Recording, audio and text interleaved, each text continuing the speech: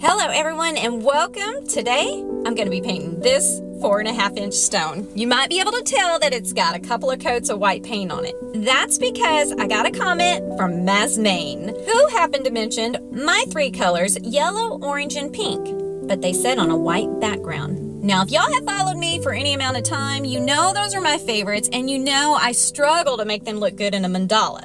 So I'm going to take this advice from Maz Main, and I'm going to use that white background and hope that makes all the difference. I knew right away that I needed to use one of my Mandala Brainstorms. Y'all, I have failed at this so many times in the past that I knew I best practice or I was going to lead y'all astray. Well, I did, and let me tell you, boy, did I. I have painted and top dotted and mixed and matched until I finally came up with something I think is pretty cool.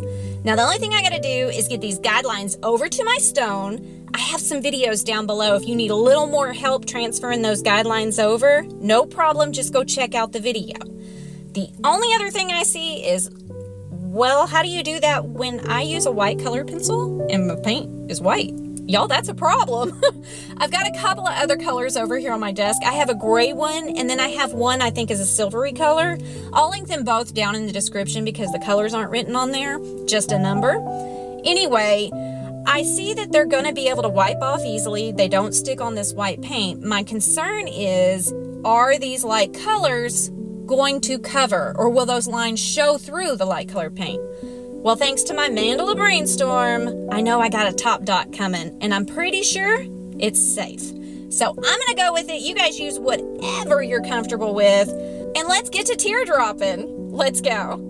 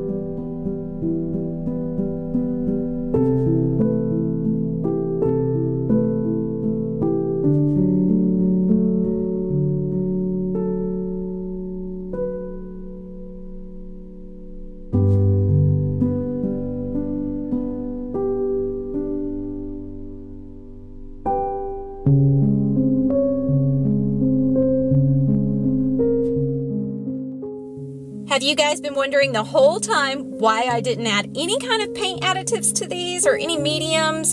I knew it was going to look a little gloppy and it was probably going to crack here and there because let's face it, these colors look like they're a bit into the pastel family. And I found out just through my personal experience that it's best to always add some kind of slow dry or something that will slow down the drying time on these so that maybe they won't crack so much. Well, I didn't do all that because I had practiced this on my Mandala Brainstorm and I knew I had a very glittery layer coming. You guys, let's cover up all this weirdness with some fantastical, amazing glitter. Let's do it.